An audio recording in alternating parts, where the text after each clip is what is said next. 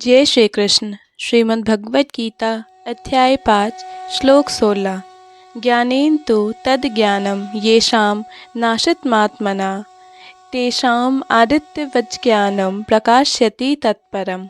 किंतु जब कोई उस ज्ञान से प्रबुद्ध होता है जिससे अविद्या का विनाश होता है, तो उसके ज्ञान से सब कुछ उसी तरह प्रकट हो जाता है जैसे दिन में सूर्य के से सारी वस्तुएं प्रकाशित हो जाती। तात्पर्य, जो लोग कृष्ण को भूल गए हैं वे निश्चित रूप से मोहग्रस्त होते हैं, किंतु जो कृष्ण भावना भावित हैं वे नहीं होते। भगवत गीता में कहा गया है, सर्वम ज्ञान पल्लवेन ज्ञान अग्नि सर्व कर्माणि तथा न ही ज्ञानेन सहर्षम।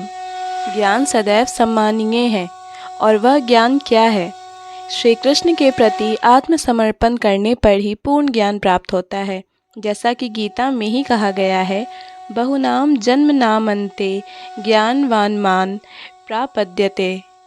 अनेकानेक जन्म बीत जाने पर ही पूर्ण ज्ञान प्राप्त करके मनुष्य कृष्ण की शरण में आ जाता है, अथवा जब उसे कृष्ण भावनामृत प्राप्त होता है तो उसे सब कुछ प्रकट होने लगता है।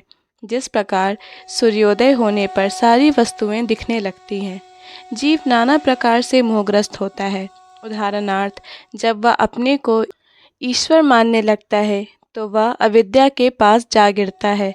यदि जीव ईश्वर है तो उसे अविद्या से कैसे मोहग्रस्त हो सकता है? क्या ईश्वर अविद्या से मोहग्रस्त होता है? यदि ऐसा हो सकता है तो फिर अविद्या या शैतान ईश्वर से बड़ा है। वास्तविक ज्ञान उसी से प्राप्त हो सकता है जो पूर्णतः कृष्ण भावना भावित है। अतः ऐसे ही प्रामाणिक गुरु की खोज करनी होती है और उसी से सीखना होता है कि कृष्ण भावनामृत क्या है, क्योंकि कृष्ण भावनामृत से सारी अविद्या उसी प्रकार दूर हो जाती है जिस प्रकार सूर्य से अंधकार दूर होता है। भले ही किसी व्यक्ति को इसका पूरा ज्ञान ना हो कि वह शरीर नहीं अपितु इससे परे है, तो भी हो सकता है कि वह आत्मा तथा परमात्मा में अंतर ना कर पाए। किंतु यदि वह पूर्ण प्रामाणिक कृष्ण भावना भवित गुरु की शरण ग्रहण करता है तो वह सब कुछ जान सकता है। ईश्वर के प्रतिनिधि से भेंट होने पर ही ईश्वर तथा ईश्वर के साथ अपने संबंध को सही सही जाना जा सकता है। ईश्वर का प्रतिनिधि कभी भी अपने आप को ईश्वर नहीं कहता, यद्यपि उसका सम्मान ईश्वर की ही भांति किया जाता है, क्योंकि उसे ईश्वर का ज्ञान होता है। मनुष्य को ईश्वर और जीव के अंतर को समझना होता है। अतएव भगवान कृष्ण ने द्वितीय अध्याय में यह कहा है कि प्रत्येक जीव व्यष्टि है और भगवान भी व्यष्टि हैं।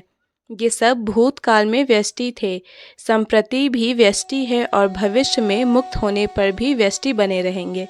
रात्रि के समय अंधकार में हमें प्रत्येक वस्तु एक सी दिखती है, किंतु दिन में सूर्य के उदय होने पर सारी वस्तुएं अपने अपने वास्तविक स्वरूप में दिखती हैं।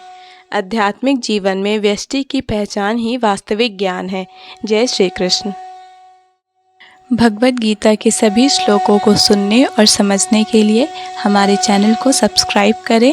अगर वीडियो पसंद आया हो तो इसे लाइक और शेयर करें।